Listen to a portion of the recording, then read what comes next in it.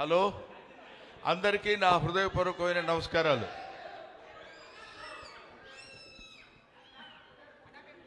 ఈరోజు ఇక్కడ జరుగుతున్న హ్యాంగ్మెన్ ఈ ఫంక్షన్కి నన్ను చీఫ్ గెస్ట్గా పిలిచారు. అవునా? చాలా చీప్. ఏంటి? ఓహో, చీఫ్ గెస్ట్గా పిలిచారు. నేను చీఫ్ గెస్ట్ అని ఎందుకన్నానంటే నోరు తిరగకనలేదు. ఏదో అలా ఇటు నుంచి అటు వస్తే కారు వేసుకుని ఇక్కడికి వస్తే మేము ఇక్కడ ఉండి మిమ్మల్ని రిసీవ్ చేసుకుంటాం, మీరు వెళ్ళిపోవచ్చు, 3:45 4 o'clock ఇక్కడ ఉండండి అని చెప్పారు. అది చాలా ఆనందకరమైనటువంటి విషయం. దాన్ని చీఫ్ గెస్ట్ అంటారు, చీఫ్ గెస్ట్ అంటారో నాకు తెలియదు. సో ఏదేమైనా ఈరోజు ఈ ఫంక్షన్కి నేను ఇక్కడికి రావడానికి ముఖ్య కారణం, నాకు అజయ్ మైసూర్ గారు, ఆయనతో పెద్ద పరిచయం లేదు. ఆ తర్వాత డైరెక్టర్ గారు, ఆయన విహాన్ గారు, ఇక్కడే చూశాను నేను, ఆయనతో కూడా పెద్ద పరిచయం లేదు. కానీ ఈ టీం కూడా సిన్సియర్గా చెప్పాలంటే నాకు వాళ్ళు పరిచయం లేదనుకంటే వాళ్ళకి నేను పరిచయం లేదు. ఎందుకంటున్నానంటే ఆ మాట, వీళ్ళందరూ ఎవరూ తెలియకపోయినా ఈ ఫంక్షన్లో నేను మాట్లాడటానికి ఎందుకు వచ్చానంటే, the title of the film hangmen. Hangmen అంటే ఏంటి, ఆడ మానసిక స్థితి ఎలా ఉంటుంది, అతను ఎలాంటి పరిస్థితుల్లో తన జీవనాన్ని గడుపుతాడు అనేది ఒక్కసారి మనం ఆలోచిస్తే, మనం అనేక రకాలైనటువంటి జీవనోపాధితో బతికేటువంటి వాళ్ళని చాలామందిని మనం చూస్తూనే ఉంటాం మన లైఫ్లో. మన 24 క్రాఫ్ట్స్ ఉన్నాయి మన ఫిలిం ఇండస్ట్రీ వరకే. అలాంటిది అనేక రకాలైనటువంటి జీవనోపాధి కలిపేటువంటి వాళ్ళది వేరు. దాన్ని ఇబ్బందికరమైన ఉద్యోగం అనాలా, ఆనందకరమైన ఉద్యోగం అనాలా, అది మామూలు ఉద్యోగమే అనాలా, ఏమనాలో తెలియదు. కానీ అతని ఉద్యోగం ఏంటంటే ఒక మనిషిని ఉరితీయటం. ఉరితీసే మనిషి యొక్క భావోద్వేగాలు ఎలా ఉంటాయి, వాడి జీవన విధానం ఎలా ఉంటుంది, ఎలా గడుపుతాడు అతను. పొద్దున్న లేస్తే మామూలుగా ఏదో బ్యాంక్ వెళ్ళి సంతకం చేసి అక్కడ బిల్స్ తీసుకొని మనీ ట్రాన్సాక్షన్ చేసే ఉద్యోగం ఎలాగో, పొద్దునే వెళ్ళిపోయి అక్కడ ఒక గొయ్యి తీసి లేకపోతే ఏదో ఒక కావాల్సిన ఉరికంబాన్ని ఎక్కించి ఇతను చచ్చిపోయిన తర్వాత చచ్చిపోయాడని చెప్పేసి సంతకం చేసి వెళ్ళిపోయేటువంటి ఒక కామన్ మ్యాన్ లాగా అతను పడేటువంటి మానసిక వ్యధ ఎలా ఉంటుంది అనేది మిస్టర్ విహాన్. ఇతను అసలు ఈ సినిమా, నేను కూడా చాలా సినిమాల్లో యాక్ట్ చేశాను. ఈ సినిమా ఈ స్టోరీతో తీయాలి అనేటువంటి ఇట్లాంటి చాలా జరుగుతుంటాయి, కంగారు పడద్దు. నేను ఇందాక లక్కీగా అటువంటిది ఆ థాట్తో ఈ సినిమా చెయ్యాలి అనేటువంటి ఆలోచన రావటం డెఫినెట్గా నేను ఇతన్ని కంగ్రాచులేట్ చేస్తున్నాను. ఎవరు ఆ టైప్ ఆఫ్ థింకింగ్ నాకు తెలిసి చాలామంది ఇబ్బంది పడ్డారు. అలాంటి క్యారెక్టర్స్ ఊరికి అట్లా మధ్యలో ఒక సీన్ 2 సీన్లో వచ్చేసి వెళ్ళిపోయింది. కానీ హ్యాంగ్మెన్ బేస్డ్గా తీసినటువంటి సినిమా. తర్వాత ఈ సినిమా ఇండస్ట్రీలో ఏంటంటే కొంతమందికి బాగా కలిసి వస్తుంది సినిమా అంటేనే అది కలిసి రావటమే సినిమా. కుదరాలి అంటాం చూడండి, వాడికి బాగా కుదిరేసిందిరా అంటాం. అలా సినిమా అంటే అలా కలిసి రావాలి. నాకు తెలిసి బ్రహ్మాజీ ఒక మంచి విషయం ఉన్నటువంటి నటుడు. ఇందాక అమ్మాయి చెప్పినట్టు హీజ్ ఏ హీరో ఫ్రెండ్గా చేయగలడు, కమెడియన్గా చేయగలడు, విలన్గా చేయగలడు, విలన్ అసిస్టెంట్గా చేయగలడు, హీరోగా చేయగలడు. ఏ క్యారెక్టర్ ఇచ్చినా సరే చేసి పడ్డించగలిగినటువంటి అద్భుతమైన సత్తా ఉన్న వ్యక్తి బ్రహ్మాజీ.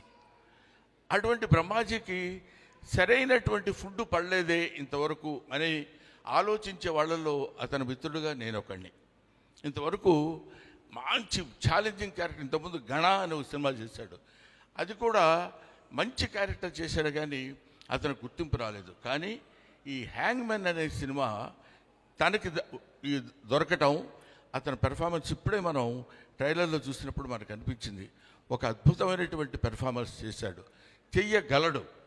చేయటానికి కావలసినటువంటి ఆహారం ఇప్పుడు దొరికింది కాబట్టి అతను దీన్ని ఒక అద్భుతమైనటువంటి విజయాన్ని సాధిస్తాడు, ఈ సినిమా ద్వారా అందుకుంటాడని నేను మనస్ఫూర్తిగా కోరుకుంటున్నాను.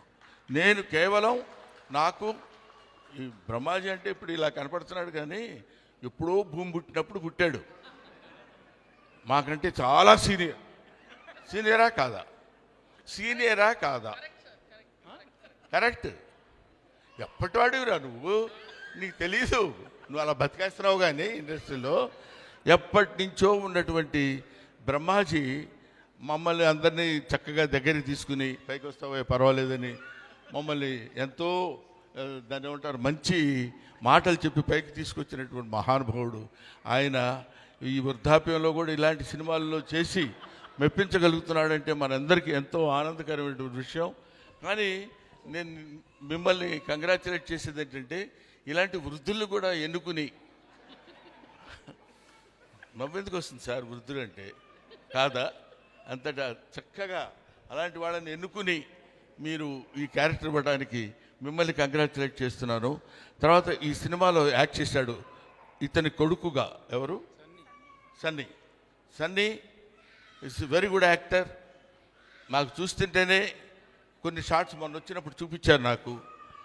వీళ్ళందరూ దే ఆర్ ఆల్ ది, అందుకనే నేను ఇంతకుముందు ఎప్పుడైనా ఎక్కడికైనా వెళ్ళినప్పుడు చెప్తాను, ఇలాంటి వాళ్ళని చూసి వీళ్ళ మొహం వీళ్ళు ఏం చేస్తారులే, ఈ జబర్దస్త్లో ఎవరో కమెడియన్స్ ఉన్నారు, వాళ్ళ మొహం వాళ్ళకేం తెలుసు, ఏదో పిచ్చి కామెడీలు చేస్తారు, అట్లా ఎవరిని గురించి ఏమీ అనుకోవడానికి వీల్లేదు. You can criticize an old man because you know what he is. Don't criticize an young man because you don't know what he will be. ఆ తర్వాత ఏమవుతాడో, ఎంత గొప్పవాడవుతాడో ఎలాగో తెలియదు. కాబట్టి అటువంటి ఒక అద్భుతమైనటువంటి క్యారెక్టర్స్ని ఎన్నుకుని ఎలా చేయించుంటాడు, సినిమా అంతా నేను చూడలేదు, సినిమాలో కొంత పార్ట్ మాత్రం చూశాను. దర్శకుడు hats off to this guy.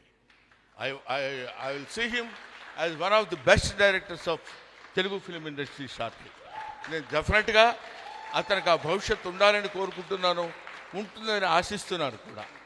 ఎందుకంటే ఇలాంటి వాళ్ళు ఉన్నప్పుడే, ఇప్పుడు మేమంతా కొంచెం పెద్ద బళ్ళు అయిపోయి వెనక్కి వెళ్ళిపోతున్న రోజుల్లో ముందుకు దూసుకొస్తున్నటువంటి వాళ్ళు యంగ్స్టర్స్ ముందుండాలి. అది వీళ్ళ నుంచి వచ్చినటువంటి వెలుగే తెలుగు చలనచిత్ర పరిశ్రమకు కాదు, భారతీయ చలనచిత్ర పరిశ్రమకు కూడా వీళ్ళ యొక్క కాంతి, వీళ్ళ యొక్క light will be distributed to entire India. అందుకని వీళ్ళు ప్యాన్ సినిమాలు తీయాలని, గొప్ప సినిమా అవ్వాలని మాత్రం నేను మనస్ఫూర్తిగా కోరుకుంటున్నాను. వీళ్ళందరికంటే ఒక అమ్మాయి గురించి నేను మాట్లాడాలి. ఆ అమ్మాయి నందిని రెడ్డి. ఈ అమ్మాయి అసిస్టెంట్ డైరెక్టర్గా లిటిల్ సోల్జర్స్ సినిమాలో నాతో పనిచేస్తుంది. లిటిల్ సోల్జర్స్ అని, అది ఎన్ని సంవత్సరాలు అయిందమ్మా? కమిట్ అవ్వట్లా. నీ గురించి కాదు.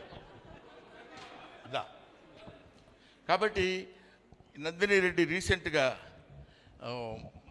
మా ఇంటి బంగారం, అదే ఇప్పుడు మన ఆంధ్రదేశంలోనే బంగారం ఏర్పడిందని మనకు తెలుస్తున్నారు కదా, రాయలసీమలో బంగారం వచ్చిందని. అలాగే మన ఇంటి బంగారం నందిని రెడ్డి కూడా చీఫ్ గెస్ట్గా ఇవాళ ఇక్కడికి వచ్చి, ఇది ముక్తసరిగా అందంగా గంగిగోగుపాల్లాగా ఉన్నటువంటి ఈ మీటింగ్ నాకు చాలా నచ్చింది, చాలా ఆనందంగా ఉంది. I wish all the best. Hero come కాదా, హీరోకి తక్కువగా ఏం లేవు, నువ్వు హీరోని డామినేట్ చేయాలని వచ్చావు వాళ్ళు, నాకు తెలుసు, అర్థమైంది. So I wish all the best my dear Vihaan. Thank you అమ్మా, థ్యాంక్ యూ. నేను మళ్ళీ ఇక్కడ కనబడితే మీకు బాగుండదు. సార్ విత్ యువర్ పర్మిషన్, మీ పక్కన రియల్ హ్యాంగ్ మ్యాన్ ఉన్నారు, కానీ ఇక్కడే రియల్ హ్యాంగ్ మ్యాన్ కూడా రావడం జరిగింది. వారిని Pavan ji please welcome on to the stage.